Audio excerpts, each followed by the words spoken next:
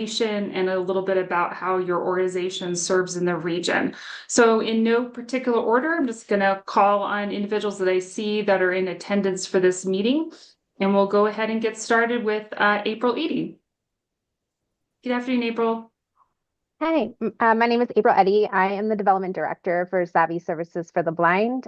We provide non-visual skill instructions to individuals that are blind and low vision in Pima County and other areas in Arizona. Great. Thanks, April. I appreciate you being here. And then I see Kim Trevino. Good afternoon. This is Kim Trevino. I work for Catholic Community Services Southwest Arizona, and my role is a grant manager, and we serve the disabled, blind, deaf communities. Great. Thank you, Kim. Appreciate you being here as well. And then I see Irma. Hi, my name is Irma Llamas. I work for Hope Incorporated, and we're behavioral health, and I'm the fleet manager. Thank you, Irma. Appreciate you being here as well. And then Jessica Holsapple.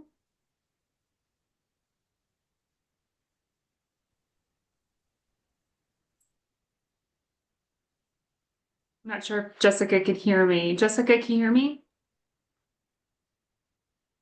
Hi, can you hear me? I Yeah. can't hear you, but I'm doing the transcription. Okay, perfect. Sorry. Good afternoon. I am Jessica Holsapple. I'm the grant writer for Fellowship Square Tucson, and we provide senior living, assisted living, and independent living for Pima County seniors. Great. Jessica, just to make sure if you can hear me or not, I'm going to have one of my colleagues reach out to you via email real quick to make sure that we don't have any audio problems. So be on the lookout for that, since I'm not sure if you can still hear me consistently. All right. Okay, so great. Thanks, Janine. Okay, so you can't hear me. Great. All right. I'll just have them do it just in case, but I just wanted to make sure you could hear the conversation today. So thank you. I see Alex. Hey, my name is Alex. I am a new fleet manager for Catholic Community Service. Hi, Alex. Nice to connect with you today. Welcome. Thank you. And then I see Joanna. Yes, hi everyone. This is Joanna with Coyote Task Force, and my organization provides employment services and peer support to adults living with mental illness. Thanks, Joanna. I appreciate you being here as well. Let's see, Linda Walter, I believe. Yes, this is Linda Walter with Valley Assistance Services here in Green Valley. We're a community health and social services nonprofit, and big program of ours is transportation. Great. Thank you. I appreciate you being here as well. And then I see Ryan Gillespie. Yeah, my name's Ryan Gillespie. I'm with United Community Health Center. We serve the underserved in the rural communities for medical care. Thank you, Ryan. Appreciate you being here as well. And then Stephanie Ramirez. Hi, good afternoon. My name is Stephanie Ramirez. I'm the dispatch and scheduling manager at Sunvan. We provide all the paratransit services for the disabled and elderly community within Pima County. Great. Thanks for being here, Stephanie. I appreciate it. Let's see. Just make sure I'm not missing anyone inadvertently. Oh, I see Mandy Hendricks. Yes, hi. Can you hear me?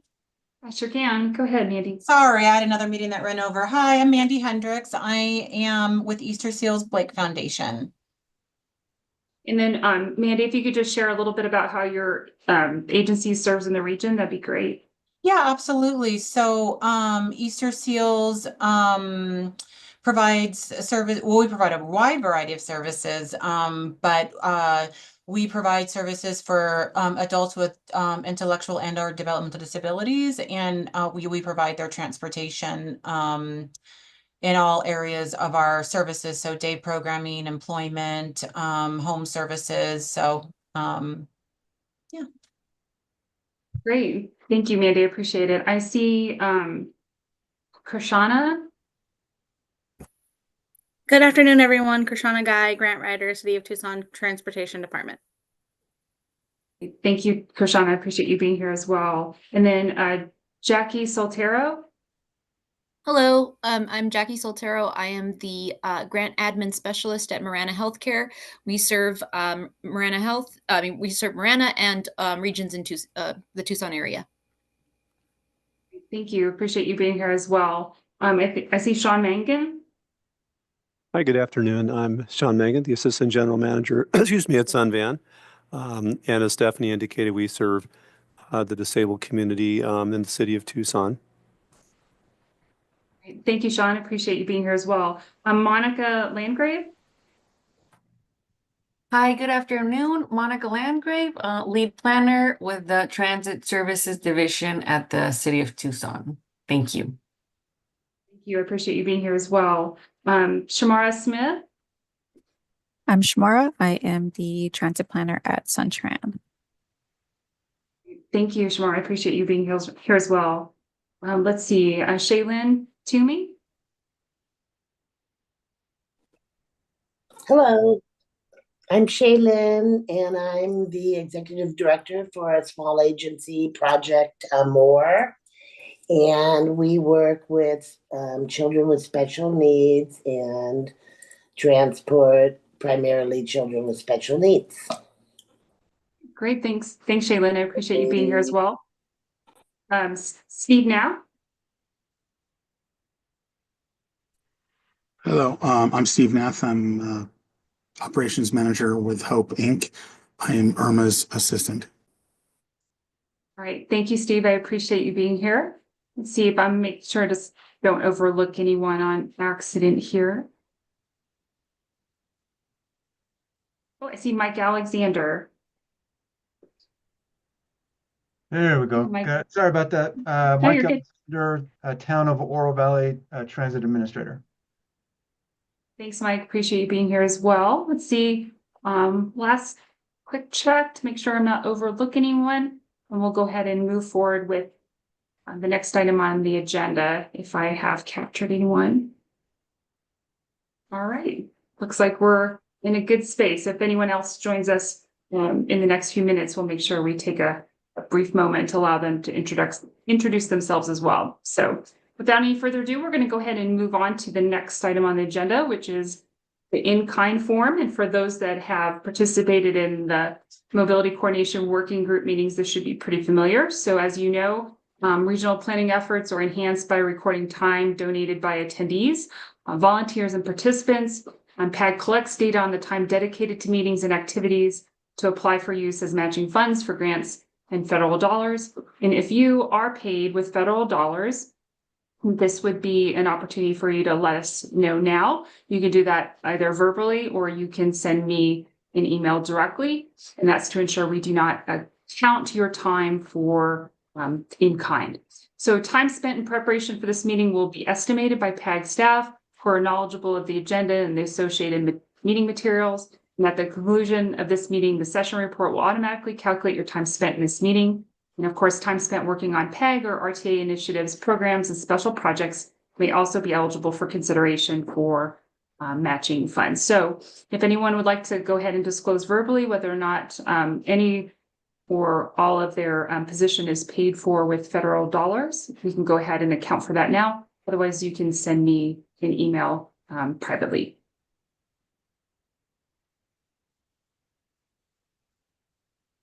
All right, so by that assessment, I'm going to assume when we get some emails or no one's position is paid either all or in part by federal dollars. So thank you for that.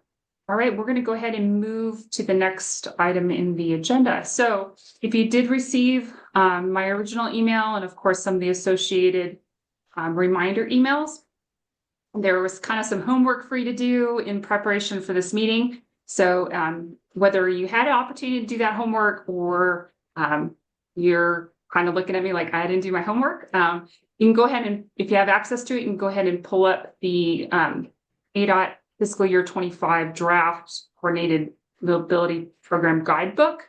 And that's going to be kind of the bulk of our conversations throughout this agenda. You'll see there's a common theme, but we're going to kick it off with those particular program updates. And if you're kind of following along at home, they're found on page 7 to kind of give you a little cheat sheet there.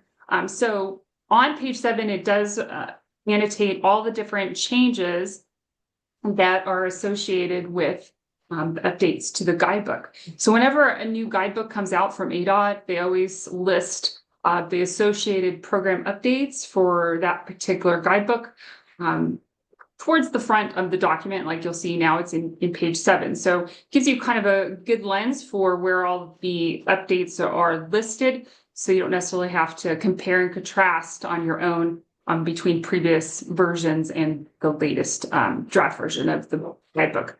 So with that, we're just going to try and tackle a few of them in terms of making sure that you're aware of them and perhaps kind of quiz you a little bit about what you understand or what you know about those.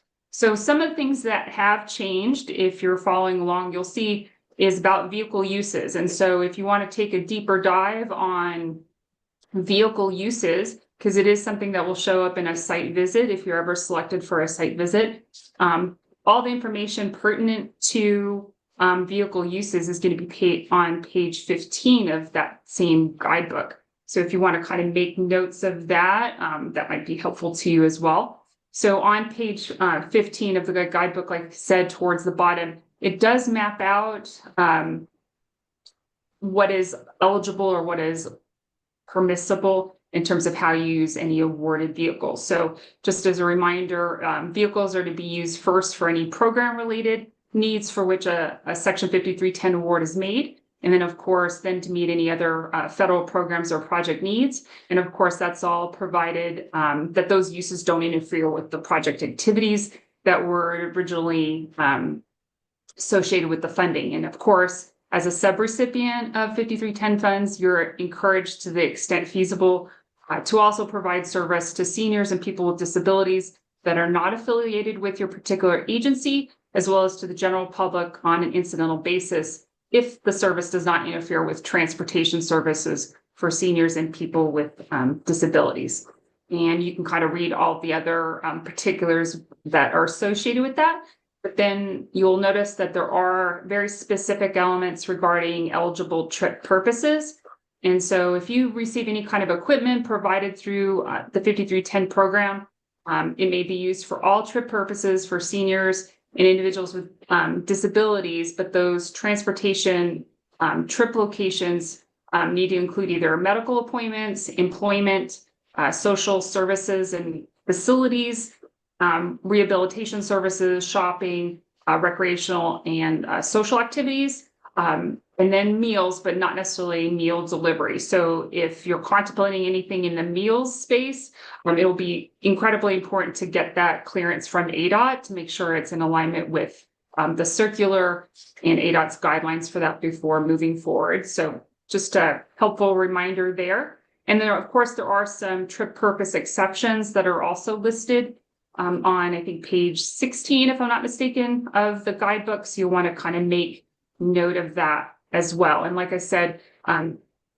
trip purpose and things of that nature is something that is reviewed if you're ever selected for a site visit, because it is a key component of compliance requirements. All right. So the other program update that I want to make sure that everyone was familiar with, and there's more updates beyond what we're going to talk about in this meeting, but one of which is projects that exceed the requirements of the ADA. And so if you're kind of following along, you want to kind of try to make note of that.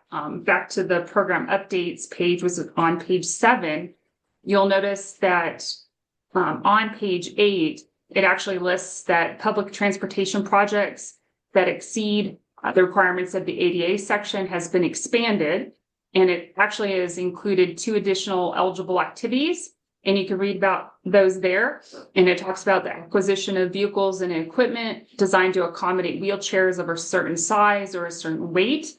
And then, of course, the installation of additional securement locations in public transit buses beyond the minimum ADA requirements. So make sure you make note of that. And if you have other questions, concerns, make sure you reach out to myself and or ADOT so we can get you the appropriate guidance on that new update.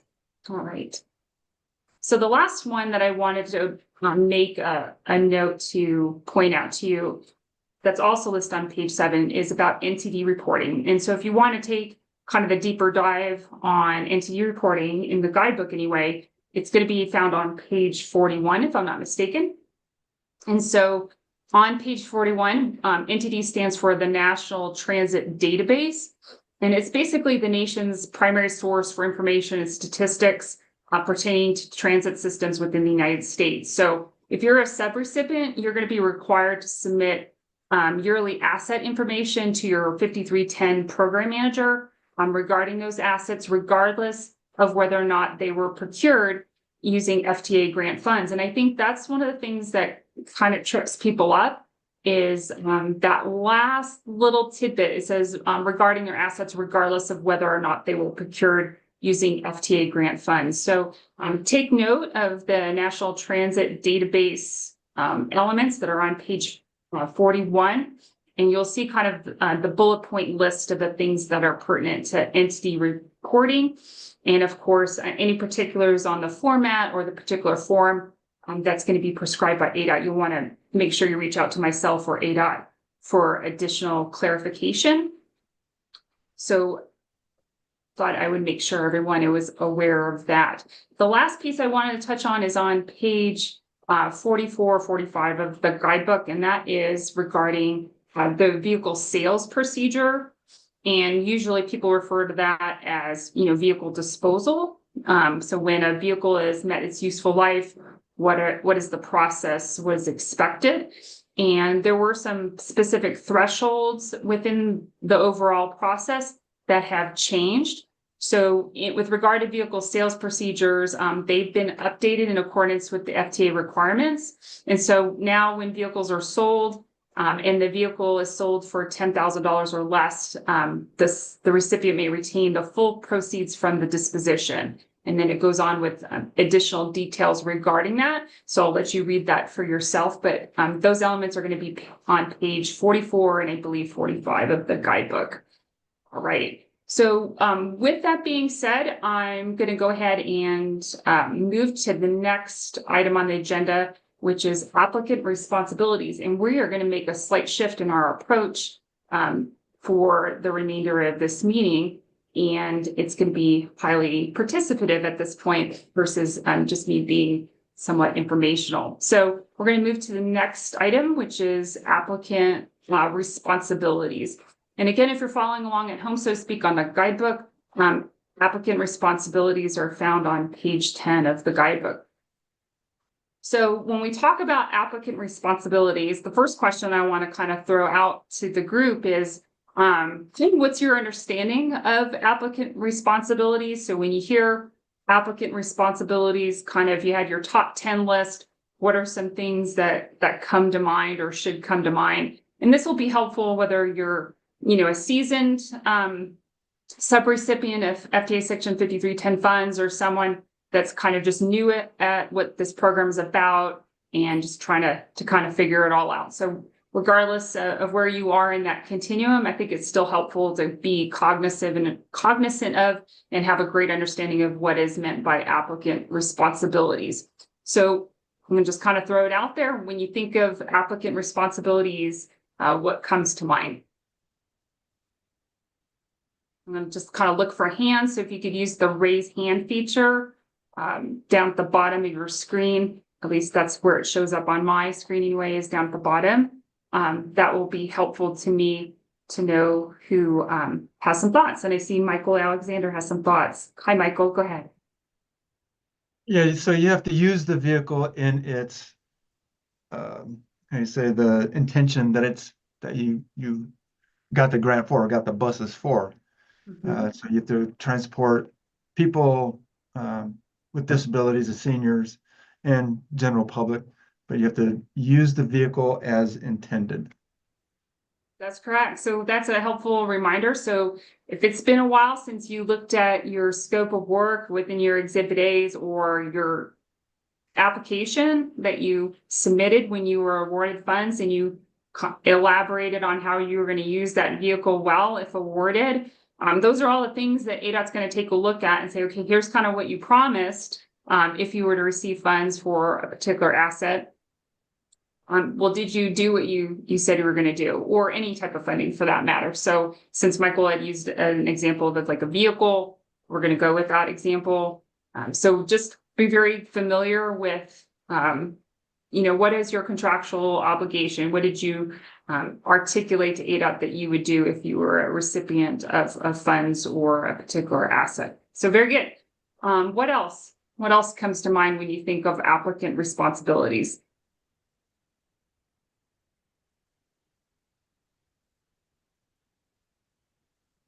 Shaylin, go ahead, Shaylin. Well, we have to do our quarterly paperwork, and isn't part of attending these meetings kind of part of a responsibility? Exactly right. You get 2 gold stars, Shaylin. You Right? did bonus Okay. round right there. And then, inspections, doing things like that, making sure those get done and reporting them to the proper people at ADOT and you. Very good. Very good. So let's kind of recap and unpack a little bit of what Shaylin said. So absolutely right. So your performance and progress reports, which we're going to talk a little bit more in depth as we move forward with the agenda, but that is something that is a requirement. The vehicle inspections are, if you were awarded a vehicle, those are going to be important to submit on time. And then of course, if you're receiving any kind of reimbursement type funding, such as operating funds or preventive maintenance, the appropriate documentation and the timeliness of submitting those reimbursement requests commensurate with your project year award is going to be utmost importance. And usually you'll see kind of a rhythm, right, in the sense of when you submit your reports in relationship to your reimbursement requests, and usually ADOT will typically look for whether or not you submitted your report in relationship to when they would approve any type of reimbursement requests. But regardless of that ADOT steps, regardless of whether or not you have funds that you're spending down, they're still going to look for that performance or progress report. And we'll help you kind of differentiate what's the difference between performance report and progress report as we move forward with the agenda. So very good, Shaylin. Any other thoughts come to mind in terms of applicant responsibilities? And Shaylin did mention one, which is attending these meetings. So everybody's doing a great job with that element already. So very good. But what else? What else comes to mind?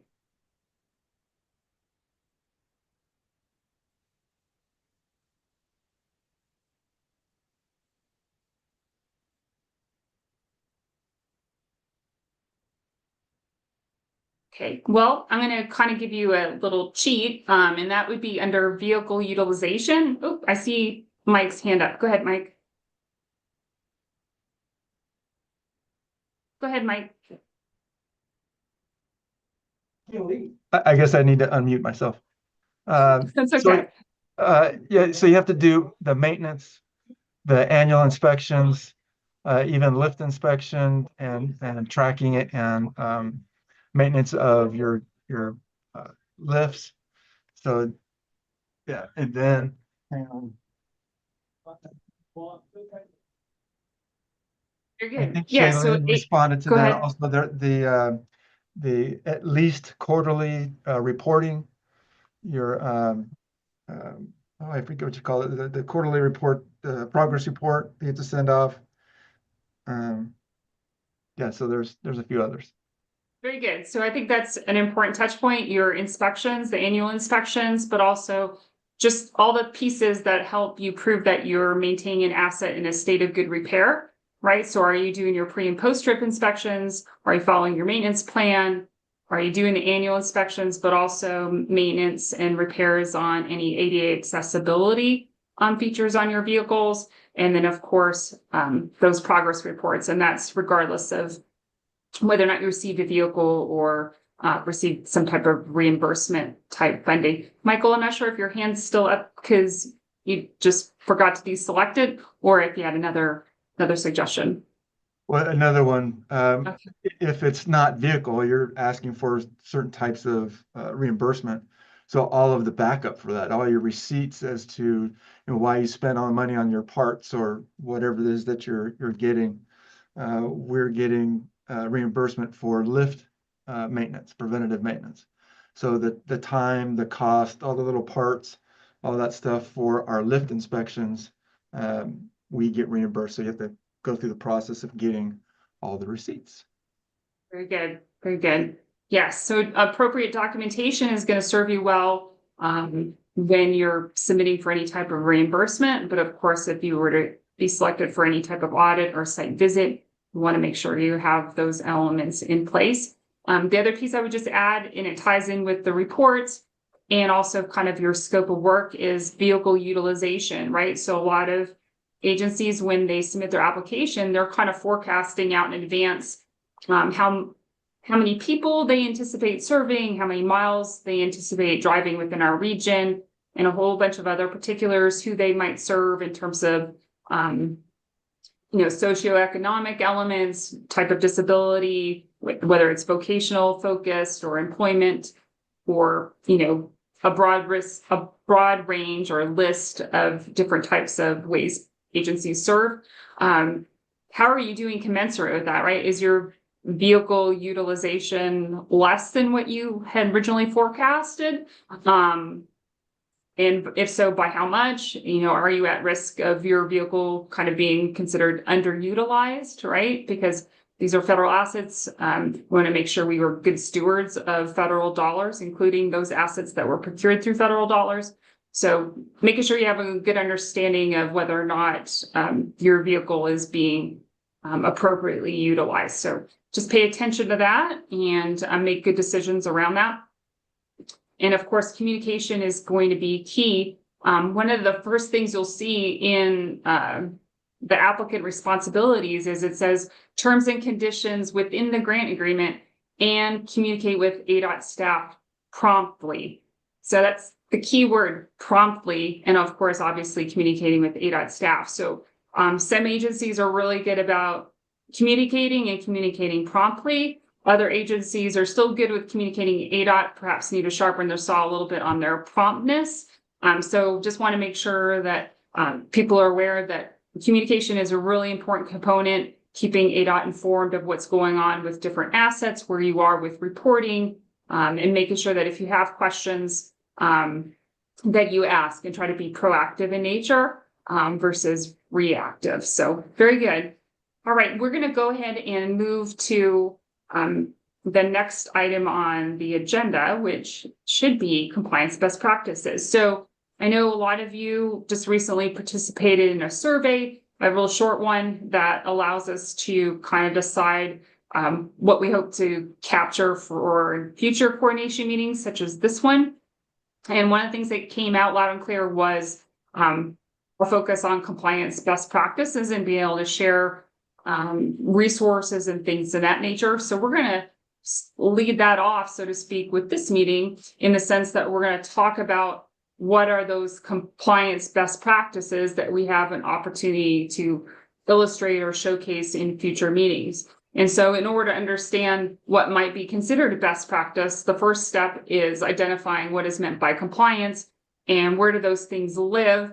And then through that, kind of exploring, where do you feel you sit in those compliance areas? Where's your bench strength? Do you feel you have a sound practice, arguably a best practice? And if you're one that struggles with one of those compliance pieces, meaning you think you have something pretty solid, you just really want to perhaps master it a little bit more, or perhaps make it more robust, who might you reach out to that seems to have kind of what you hope to accomplish or hope to achieve as a desired state? So when we look at compliance best practices, if you were to look at the guidebook, it's on page 31 through 35. It actually speaks to agency fiscal and managerial responsibilities.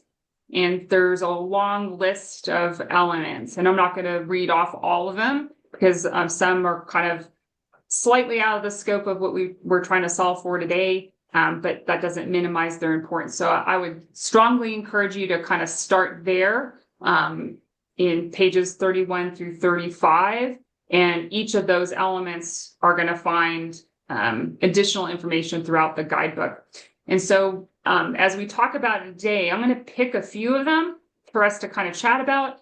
And my hope is that through the discussion that you start to kind of figure out like what's in it for me as an agency, right? I understand what's in it for ADOT. I understand what's in it for FTA in terms of compliance and why it's important to them.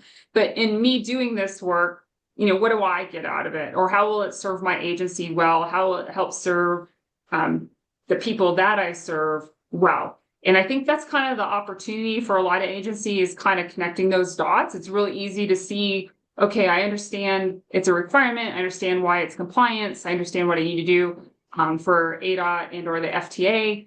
But I'm still kind of struggling with, you know, what's in it for me when I do these particular tasks or compliance related elements. So we're just going to pick a few of them, and we'll kind of talk about what might be some of those, what's in it for me. And then as time permits on your own accord, I would encourage you to look at all of them, but especially the ones that we might not have time for today, to kind of ask yourself kind of those same questions and see what other questions come to mind that you might need some answers or some guidance around so that you can do well in the compliance arena. So compliance best practices is the topic. The compliance related elements are found loosely in pages 31 through 35 in the guidebook, but they will kind of trickle out into other pages of the guidebook.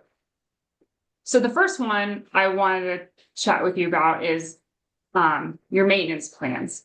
So for those that have been with the program for a while, you know a maintenance plan is one of the things that you have to submit with your application. And if you've been part of the program at least this past year, you know that you had to submit your maintenance plan to me, especially if you were applying for funding in this current grant cycle. So with that, what do you think is in it for you as an agency to have a sound maintenance plan? Why would that be important? And I'm going to open it up and people can kind of hit the button to raise their hand. And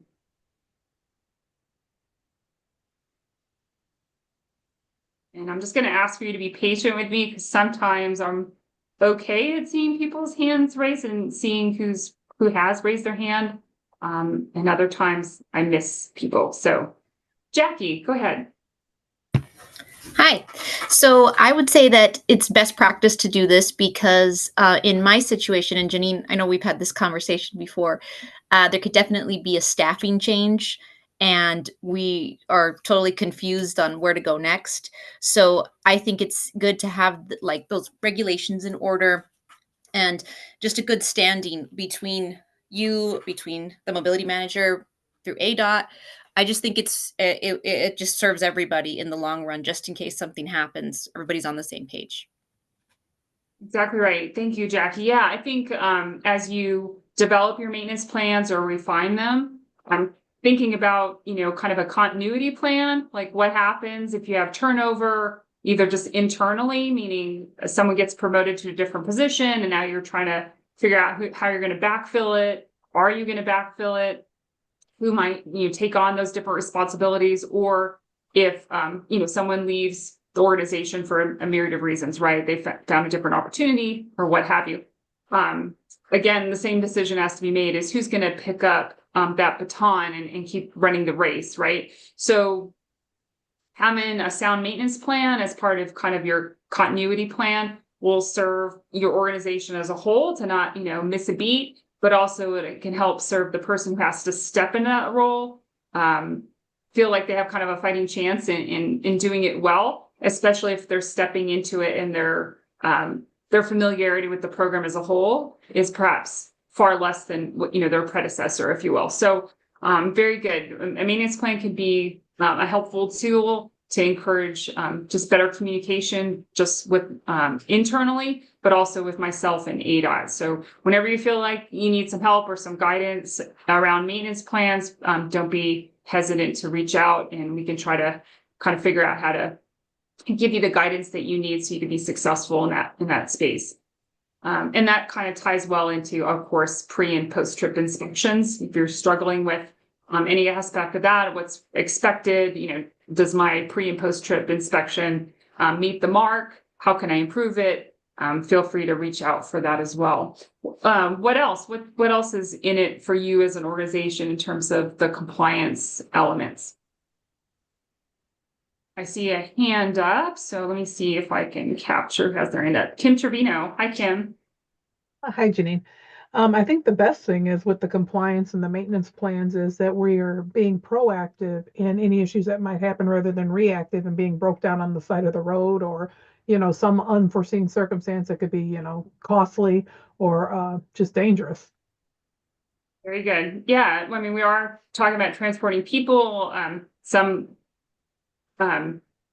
times during our, climate, it's pretty hot and no one wants to get stranded on the side of the road, even on a beautiful spring day, but definitely not stuck on the side of the road, when it's in excess of 100 degrees.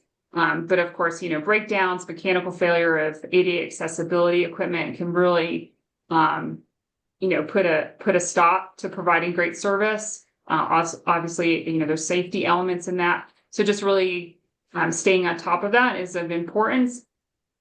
The other thing I would kind of add to it is if you're really keeping track of your maintenance plans and the associated costs that come with following those maintenance plans and being proactive in nature, you can kind of get a sense of what is your overall cost to keep your fleet in top condition.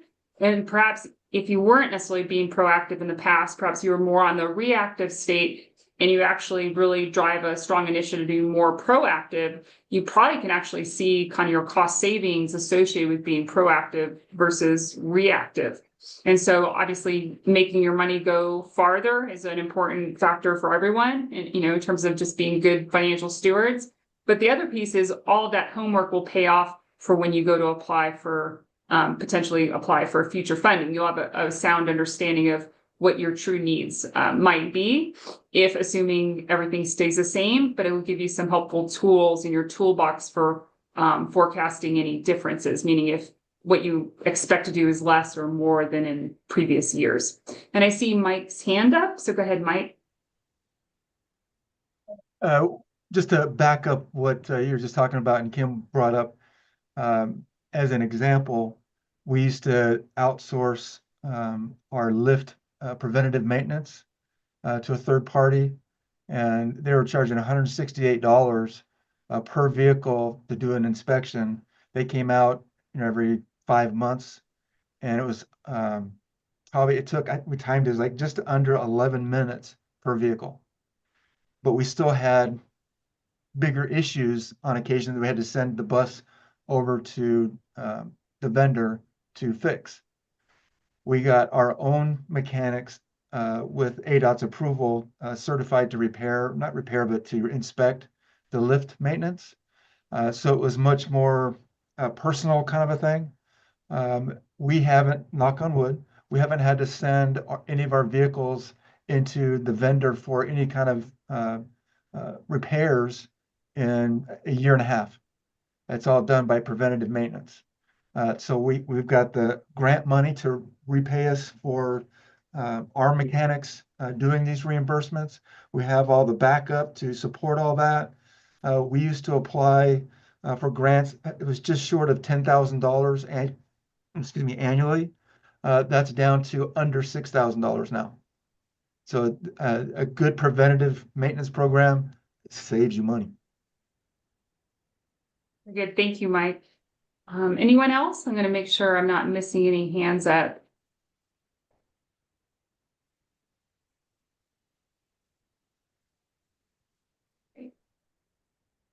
Okay, so the other piece I wanted to make sure that people were kind of aware of is in the insurance certificates space.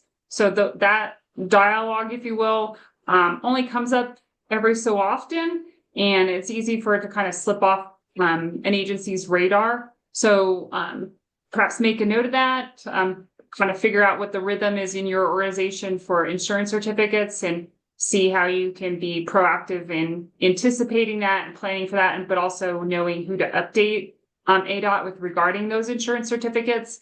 And if you're wondering where that lives, I think it's on page 39 of the guidebooks. You can kind of write that down as well. Some other pieces, since we are talking about federal dollars, is things regarding like civil rights, Title VI, ADA, all those federal requirements. Just getting a really good understanding of what those requirements are will serve you well because it is a requirement. But the other piece, I mean, it's a lot of it is tying back to future applications. If you decide to apply for funding in the future, it'll help you prepare well for those pieces. And one day in a future meeting, we'll kind of unpack those pieces a little bit more. I was tempted to kind of throw it out there for suggestions today, but I think it's better served perhaps for just its own separate conversation. But for those that are looking for it, it's on page 47 for those particulars. At least that's where it starts, is page 47. So the last thing that I wanted to, or last two things that I want to kind of touch on before we move to the next item of the agenda is about specific service and operational provisions. And then, of course, accident reporting and change of status. So I'm going to start with the latter and accident reporting and change in status. Why do you think it would be important to be on top of that particular element? What's in it for you? It's easy to see what's in it for ADOT, but what's in it for you?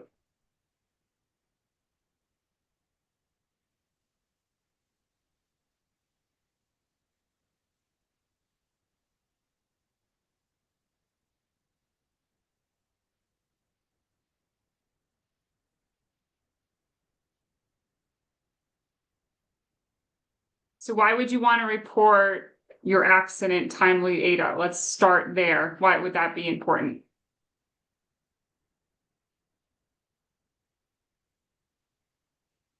Or any kind of change in status for that matter. It doesn't necessarily have to be an accident. Go ahead, Mike. Go ahead, Mike.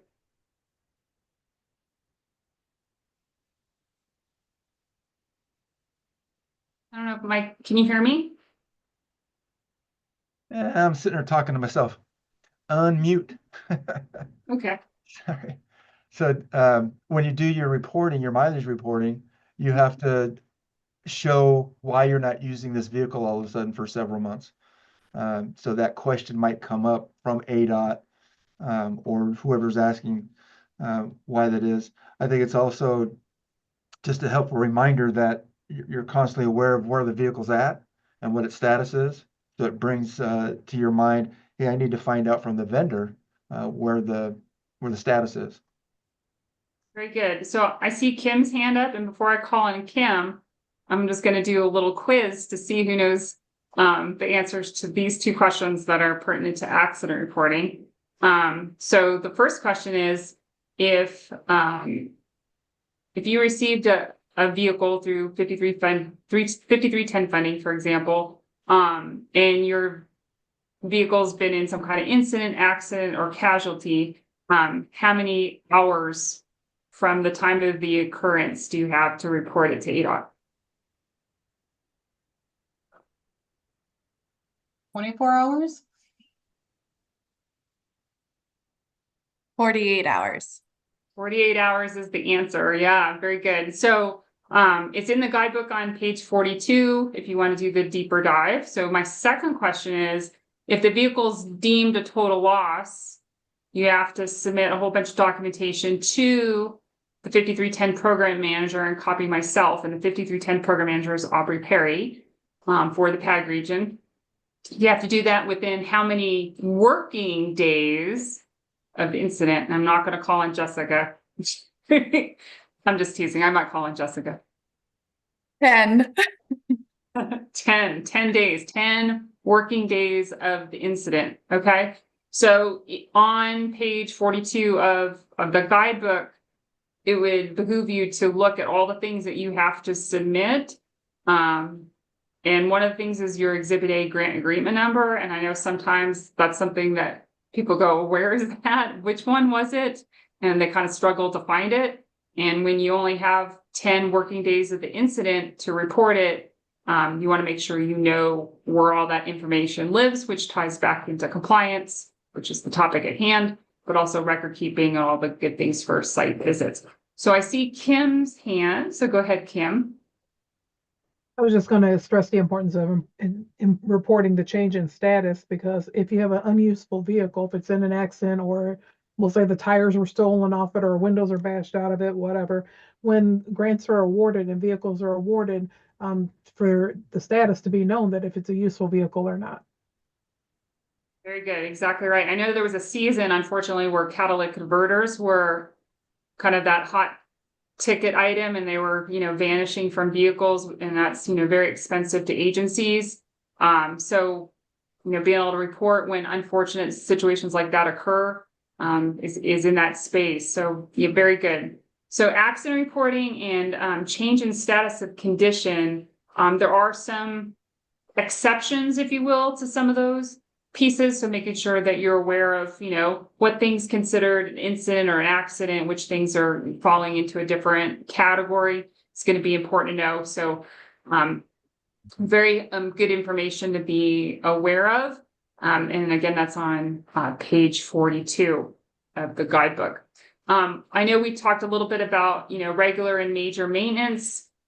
And with that is obviously the repair files, that documentation that you may have served up if you actually were awarded preventive maintenance dollars. But even if you never apply for those kinds of dollars or weren't awarded them, if you have a site visit, they're still going to want to see those repair files. And that's going to prove that, that you're keeping those assets in a state of good repair. So on that note, why would you want to have repair files for yourself? Like, what's in it for you to have those repair files?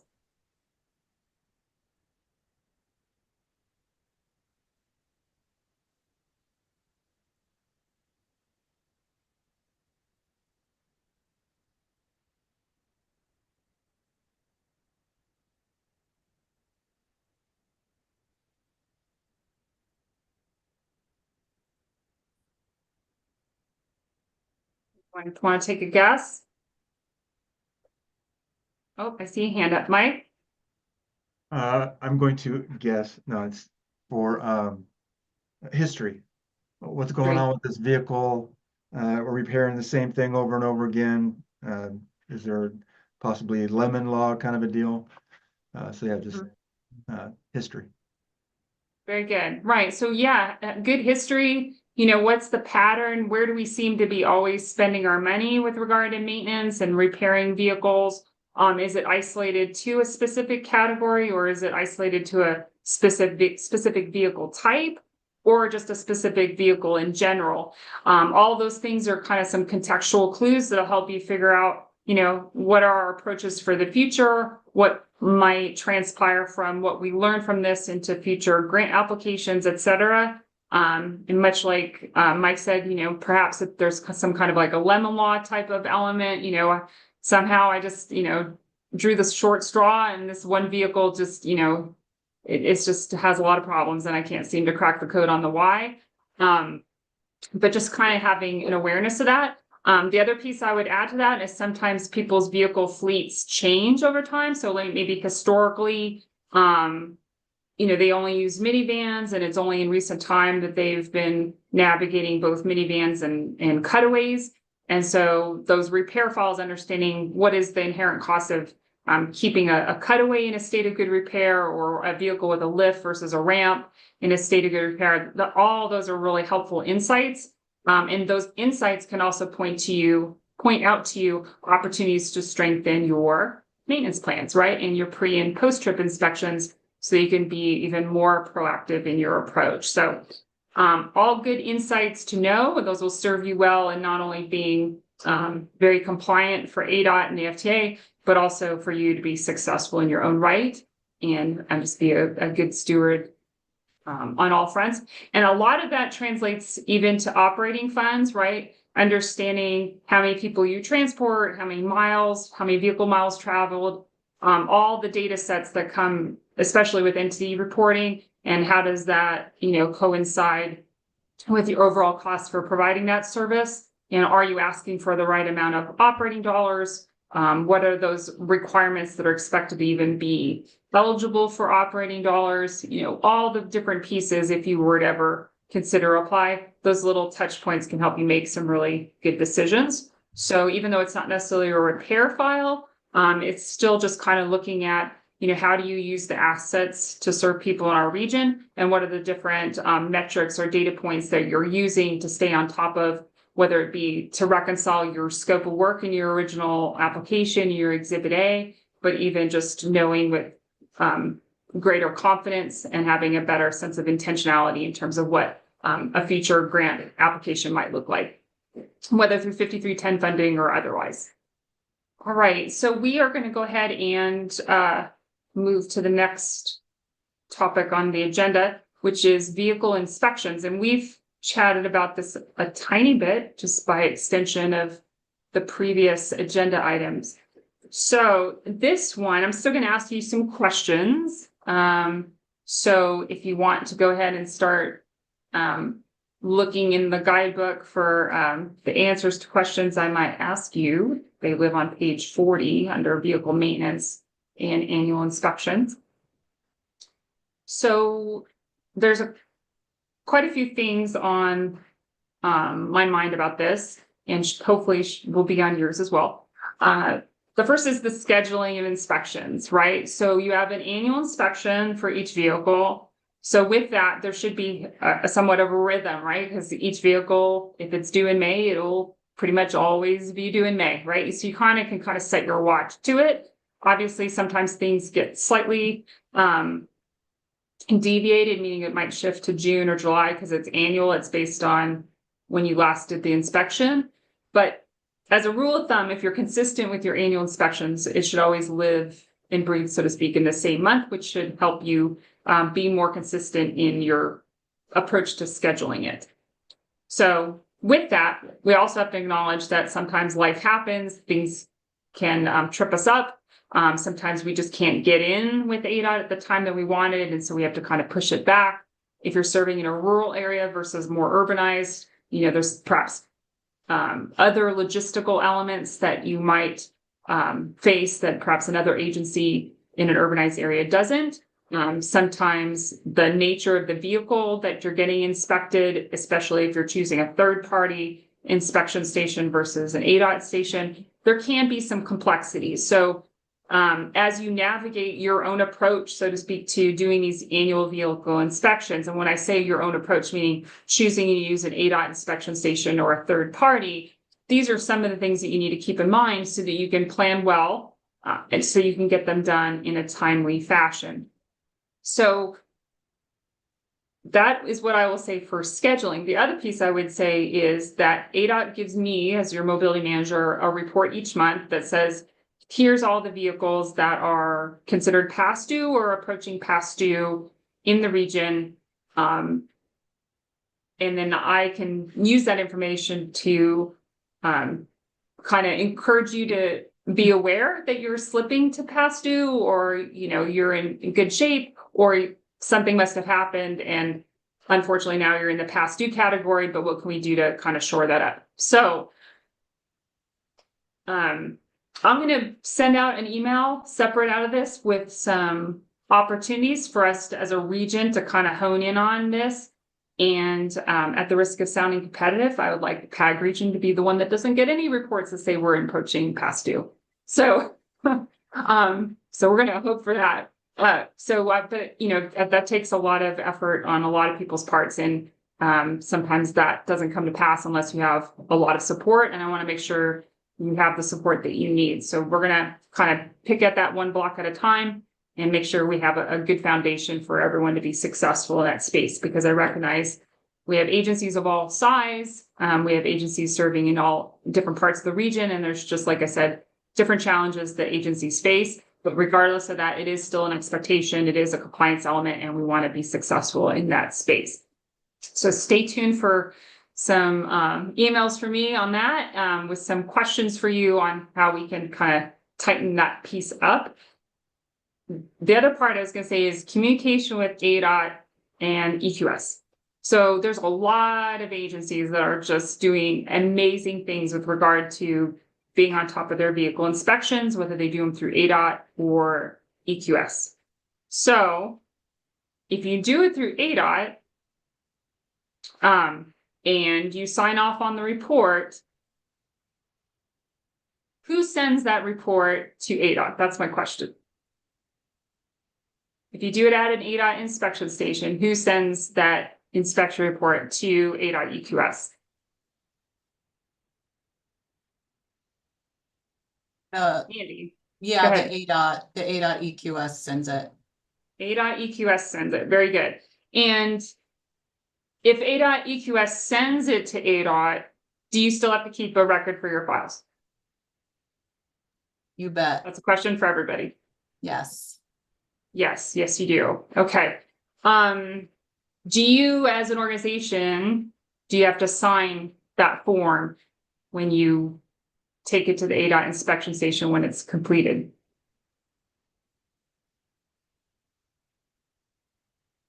Yes. And what are you agreeing to when you sign the form? Their findings. Yeah, so And when you sign the getting- form, following you're up. doing it to formally agree to the inspection results. Okay, so if you don't agree with the inspection results, when is your opportunity to discuss that? And I see Mike's hand up, but I'm gonna grab Mike in a second. When do you think the opportunity would be to discuss it? Anyone? Mike? Yeah, right then, before you leave. Right then, right then, okay? So the message in that is, some agencies are really good at taking advantage of that opportunity. Other agencies didn't even know that that's what they were doing when they signed off on it. So I'm trying to bring it to your attention that that's what you are doing. When you sign that form, you are formally agreeing to the inspection results, okay? It is ADOT's responsibility, so to speak, it's inherently ADOT's responsibility because they are an ADOT inspection station to send it to EQS, right? But it's your responsibility to keep a copy of that for your own maintenance records.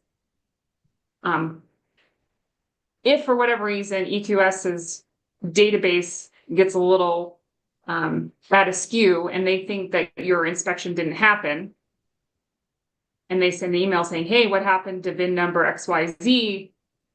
We were showing it that it didn't get inspected. If you have a copy of that inspection form, you could say, well, that's a great question. And here's my inspection form. And it shows that it was done on the state. And it's a great way to just resolve it immediately. So my next question is, if you take it to a third party, what form do you use? Do you use BrakeMax's form? Or whoever you're going to, that's not an endorsement of BrakeMax, just an example. But if you were to take it any third party, such as that organization, do you use their form or do you use ADOT's? ADOT's. Or both? What's that? ADOT's.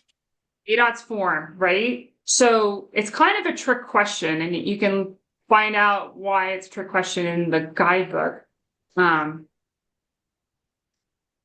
But essentially, on the ADOT form, assuming in the third party's form, it covers all the same elements, you can attach the ADOT form and just have them select pass or fail and sign it, and then attach, their own form to it. That's how I understand it in the guidebook.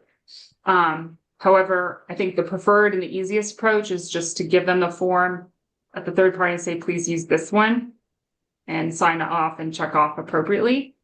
And then whose responsibility is it to get it to ADOT? Yours as an agency, right? So it's not going to be the third party, it's going to be you.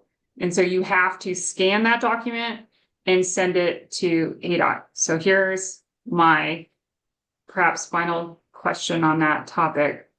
What is the email address that you use for sending it to ADOT? Because it's probably different than what you think.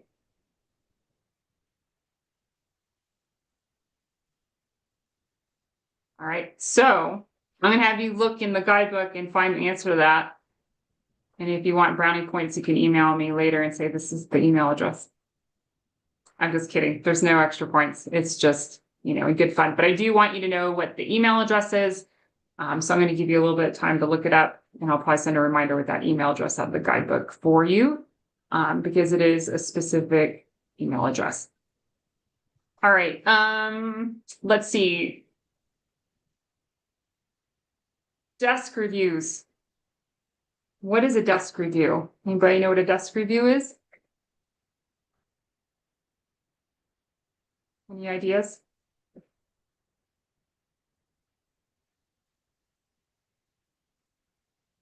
It goes by another secret name, site visit. Oh, Kim Trevino. Hi, Kim. Go ahead. Hi. Yes, a site visit, sometimes forensic auditing. It's just double checking the information you provided. Very good. So you can get scheduled for a desk review or a site visit.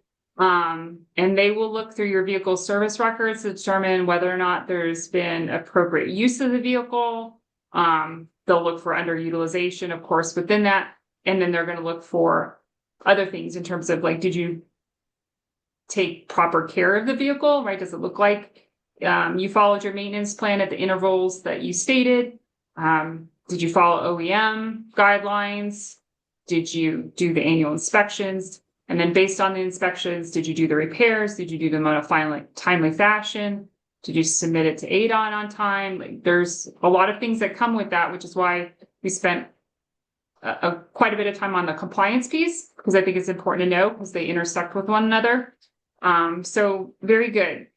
So that's enough for vehicle inspections. So we're going to move on to item number 7, which is performance and progress reports. So we've talked a little bit about kind of what's in it for you for performance and progress reports. Who can tell me what the difference between a performance report and a progress report is? Any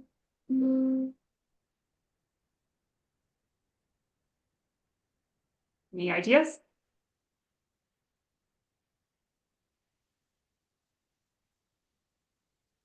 I promise you it's not a trick question.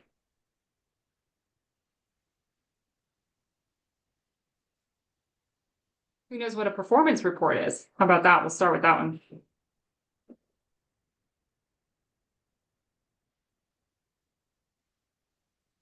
Oh, Jackie. Go ahead, Jackie. Performance is like the here and now kind of thing, and like what it's the most current, up to date.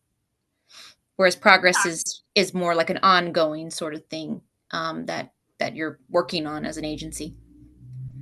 Yeah, I think that's pretty accurate. As a summary. So on page 33, I almost said 33rd. On 33 of the guidebook, there is the whole section on performance and progress reports.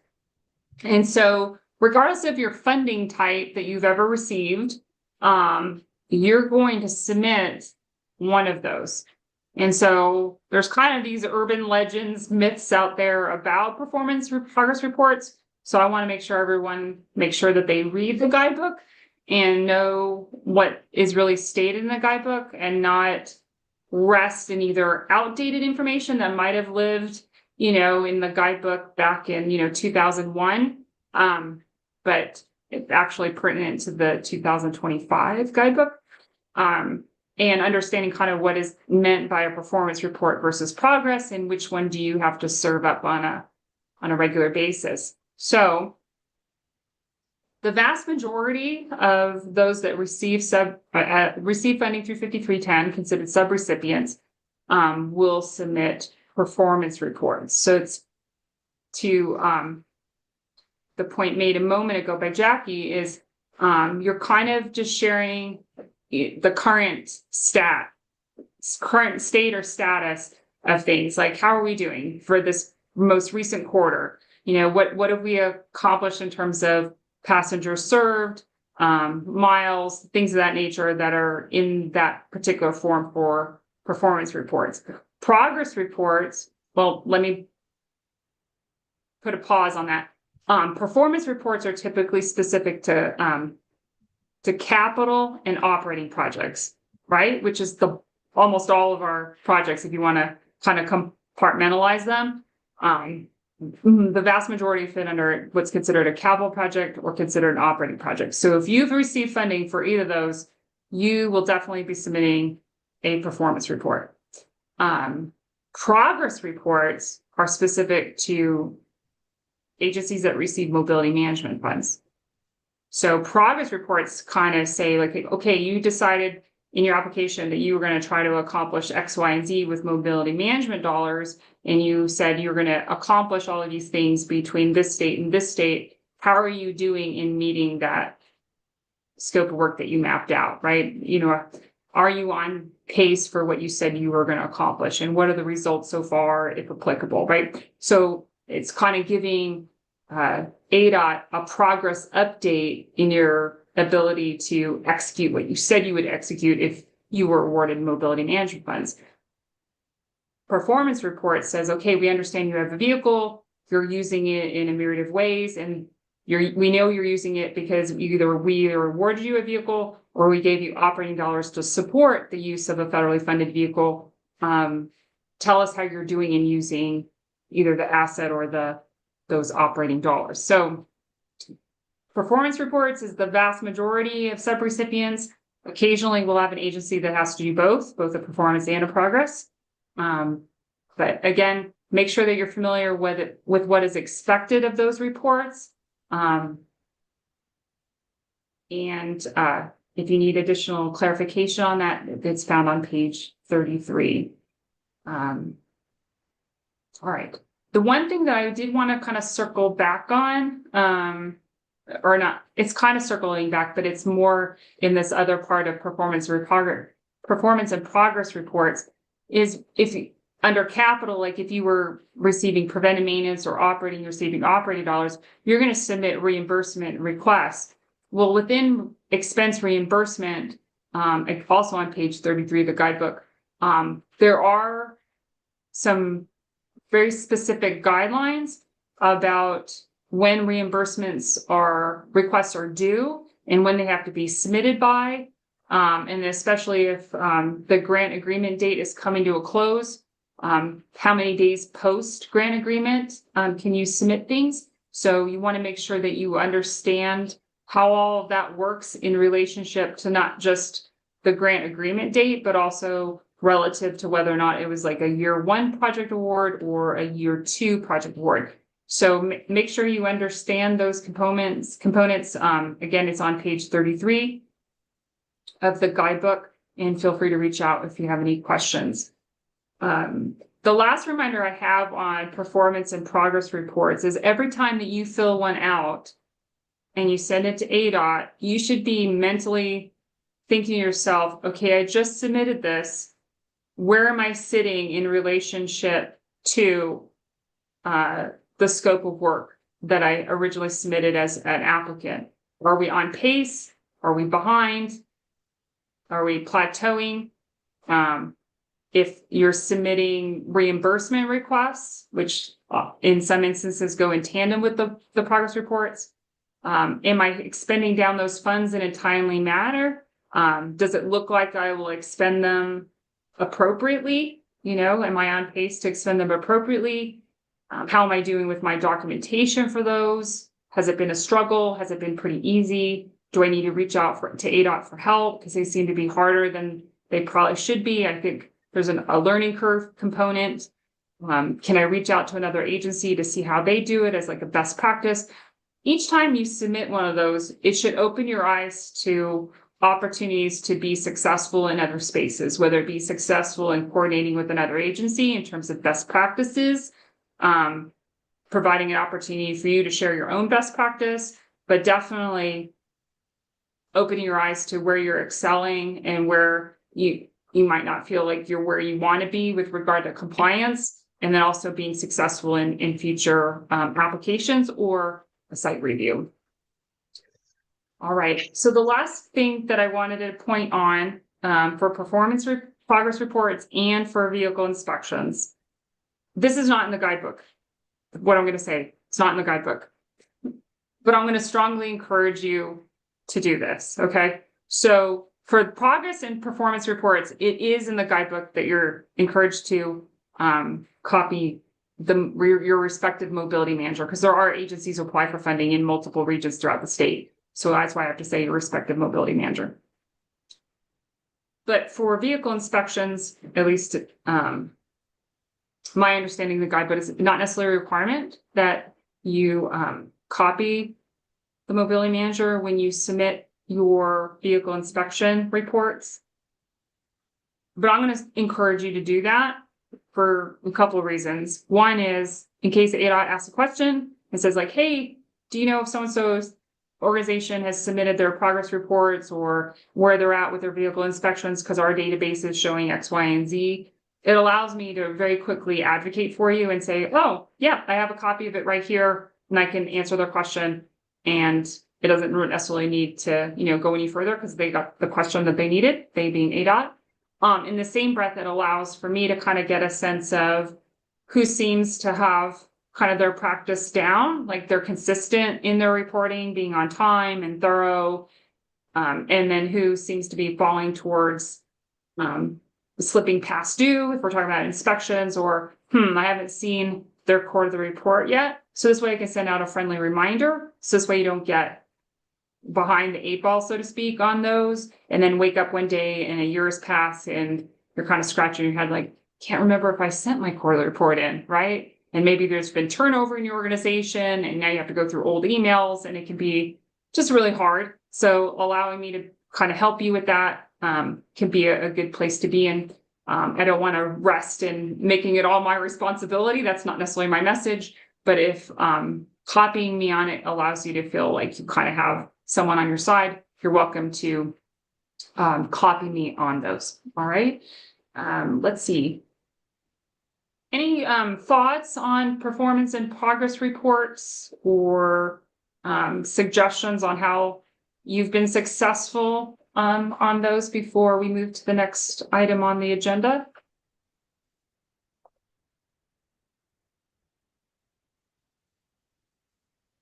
Not seeing anyone's hand up, but that doesn't mean there isn't one. Sometimes I'm just not seeing it. Check real quick.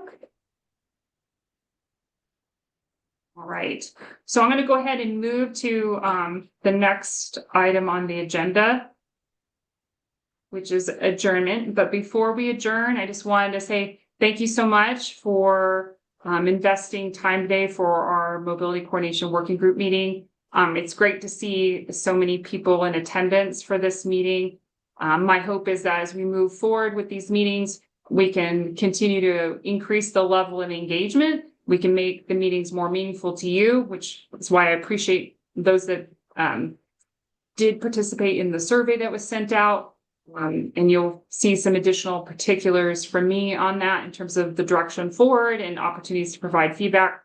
But I just want to make sure everyone knows that I'm here to support you. And if you have questions on anything that was talked about today in today's meeting, or feel like you need additional support or clarification, feel free to reach out to me. And our next coordination meeting will most likely be in the early to mid part of June, if that's helpful, if you want to kind of set your sights on that. And for those of you that should have received the little planner that I sent out, it probably shows you the exact date that it's tentatively planned for. So you can use that as a useful tool as well. If you have questions on that planner, feel free to reach out. And without any further ado, I will adjourn the meeting. Have a great day, everyone. Thank you for your time.